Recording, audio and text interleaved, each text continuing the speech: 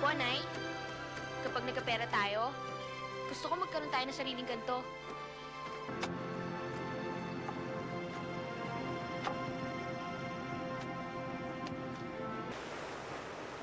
Hindi na ako pwede, Ismael. Alam mo naman may asawa na ako.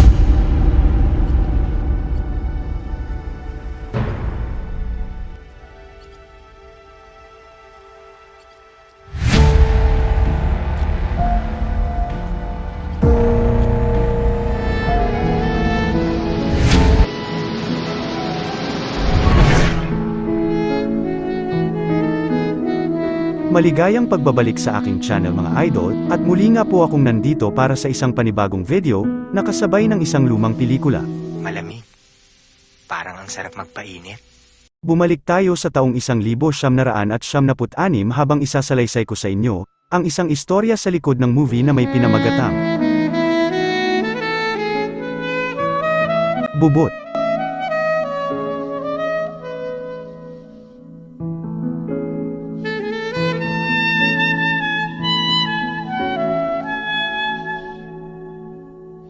Sa simula ng pelikula, ang intro ay magpapakita ng dalawang magkasintahan. Sa gitna ng laot habang panatag ang dagat, ay pagsasaluhan nga nila ang kanilang pagmamahalan at ang tanging magiging saksi nito ay isang walang malay na bangka bago ang eksena ay mapuputol dahil bawal agad ito sa mga bata. Ang maswerteng lalaki kanina ay nagngangalang Romano, siya ay isang makisig na mangingisda sa kanilang baryo na anak ni Mang Isko, at ang kanyang kasintahan ay si Angela. Habang siya ay naglalakad pauwi sa kanilang bahay ay mapapadaan naman siya dito sa mga tambay na maaga pa lang ay nagiinom na sa kanilang lugar. Ang aga nyo naman nagiinuman, baka sikmurain kayo niyan. Sa parehong oras, bumisita si Romano sa bahay ng kanyang kasintahan pero hindi pa nga ito nakakauwi. Sa kabilang banda, siya ang nakababatang kapatid ni Angela.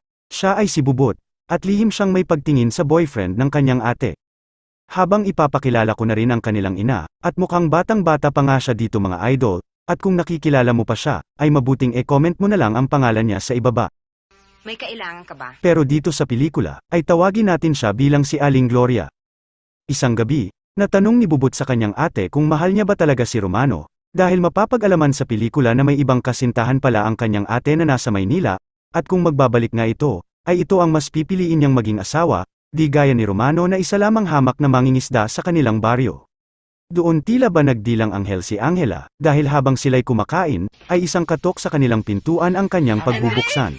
Inay! Nandito si Andre! Siya ang nagbabalik na kasintahan ni Angela na si Endring, halos 2 taon siyang nawala. Ngunit ngayon na narito na siya ay mukhang malalagay sa alanganin si Romano. Naging usap-usapan ng mga tambay ang pagbabalik nito sa kanilang lugar, hanggang makarating na nga ang balita kay Romano, kaya naman sa isang eksena. Pinintayo ka ng nobya mo! Sino may sabi? Ako!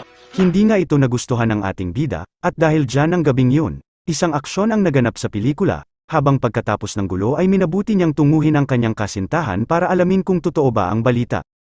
Ipinaliwanag ni Angela kay Romano ang lahat na kung sila ang magkakatuluyan dalawa ay walang mangyayari sa buhay nila, kaya naman mas pipiliin niya pa rin si Endring dahil sa tingin niya ay mas magiging maganda ang takbo ng buhay niya dito. Umalis ang ating bida at binigay nito ang kalayaan kay Angela, kasabay noon, itinapon niya ang porseles na sana ay ibibigay niya sa kanyang kasintahan. Samantala, nakita nga ni Bubot ang lahat, sa kanyang murang edad ay alam na niya kung paano nasaktan si Romano, kaya naman, sinundan niya ito at tinawag.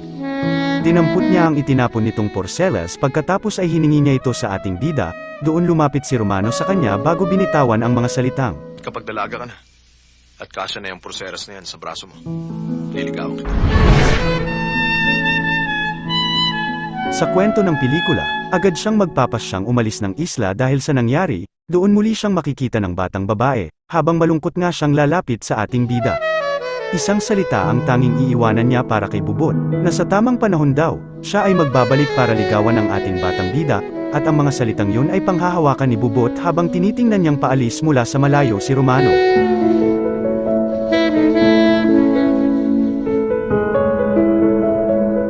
Sa pagdaan ng mga araw, ay isang normal na araw para sa isang batang babae ang makita itong nakikipaglaro sa kanyang mga kapwa-bata, ngunit isa sa kanyang mga kalaro ang magkakagusto sa kanya, at ang panahon ay mabilis na lilipas habang ipapakita na tuluyan ang nagdalaga ang dating batang babae.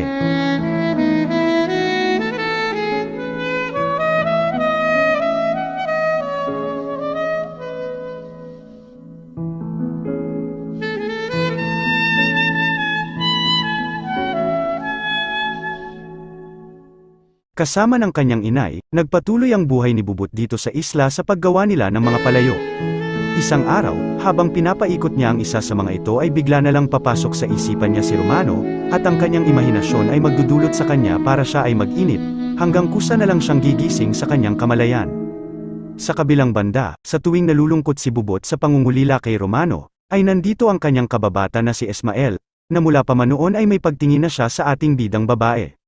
Sa pag-uwi ni Bubot, ay magugulat siya dahil muling naparito ang kanyang nakakatandang kapatid na si Angela na mapapag-alaman sa pelikula na naging asawa na nga ni Endring at naparito lang sila para magbakasyon. Nang gabing yun, isang matinding bakbakan na agad ang naganap, habang sa kabilang kwarto ay hindi makakatulog ng maayos si Bubot, dahil mula sa kabilang dingding, ay rinig nga niya ang mga ingay ng mag-asawa na labis magdudulot sa kanya para muli na naman siyang mag-inip. Sa pagpapatuloy ng pelikula, isang bangka ang makikitang parating, sakay-sakay nito ang isang pamilyar na karakter na dating taga dito sa isla. Siya ang nagbabalik probinsya na si Romano, ngunit ang nakakagulat, ngayon ay may kasama na itong asawa. Doon mabilis mababalitaan ni Bubot ang kanyang pagdating, agad siyang magpupunta sa lalaki at sa sobrang saya nito, ay isang mahigpit na yakap ang kanyang isasalubong. Samantala, saglit siyang matitigilan ng ipakilala ni Romano ang kanyang asawa na si Eliza, hindi makapaniwala si Bubot sa kanyang nakita at narinig. Tumakbo siya sa tabing dagat para umiyak habang doon, lalapitan naman siya ng kanyang kababatang si Ismael. Nagpaalam si Eliza para magpunta sa palengke, kasabay noon si Romano ay lalabas din para maligo sa ilog. Sa ganitong eksena makikitang si Ismael ay nagmamasid. Sinusundan niya si Eliza at tila may binabalak ito, habang si Bubot naman, ay sinundan din si Romano sa mabatong ilog. Sa kalagitnaan ng paliligo ni Romano, doon ay lalapitan siya ni Bubot at sasabihin na 5 taon siyang naghintay sa lalaki. Ni hindi akalain ni Romano na labis pala siyang nagugustuhan ng dalagita, habang ikakagulat niya nga ang sumunod na eksena. Nanlaki ang mga mata ni Romano nang tanggalin na nga ni Bubot ang lahat ng suot nitong damit, kasabay ng malamig na bagsak ng tubig, at hanggang sa hindi na kinaya ni Junjun ang lahat kaya ang sumunod na nangyari ay siguradong bawal na naman natin ipakita. Kinagabihan, ipapakitang si Bubot ay hindi makakatulog ng maayos sa pag-iisip nito tungkol sa nangyari, habang sa parehong oras, hindi rin dadalawin ng antok si Romano at agad mapapansin ito ng kanyang asawa, kaya naman, ito na nga ang sumunod na eksena. Sige, patutulugin kita. Nang mag-umaga, si Eliza ay naligo sa dagat nang hindi nito kasama ang asawa, doon matatanaw naman siya ng 2 manong na manyakol. Ang puti-puti mo. Tinangka nga nilang gumawa ng masama sa magandang asawa ni Romano, ngunit biglang darating si Ismael para ipagtanggol siya sa mga ekstrang lalaki at sa huli ay matatalo niya ang mga ito. Ang tapang mo pala.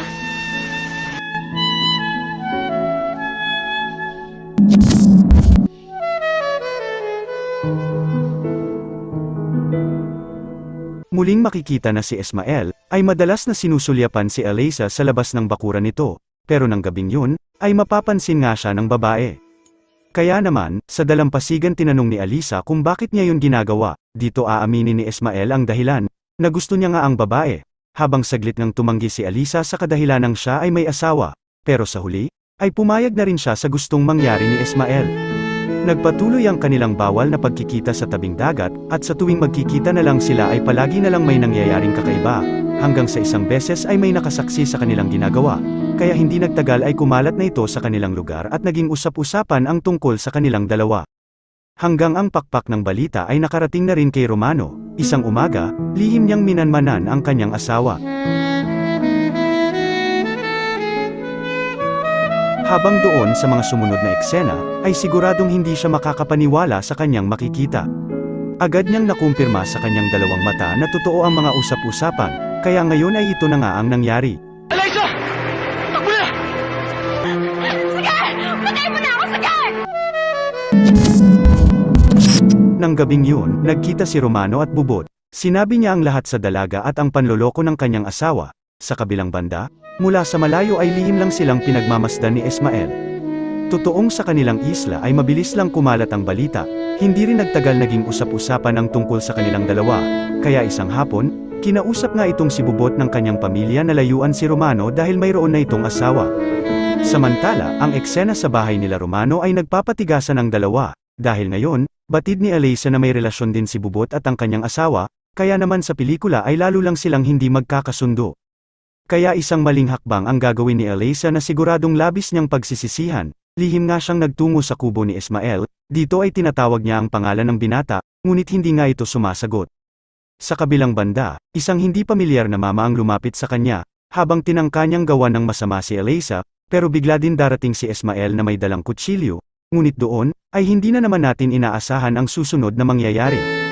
Aksidenteng kay Alyssa bumaon ang kutsilyo na dapat sana ay sa lalaki, at dahil nga sa nangyari ay mabilis din siyang babawian ng buhay, habang mapapatay din ni Ismael ang lalaking nagtangka kay Alyssa.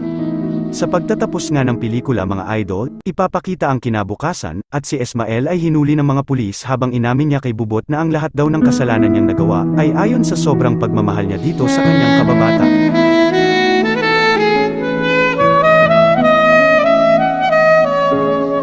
At kung umabot pa kayo hanggang dito mga idol, ay maraming salamat po sa panonood sa aking channel, naway inyong nagustuhan, hanggang sa muli at palagi po kayong mag-iingat.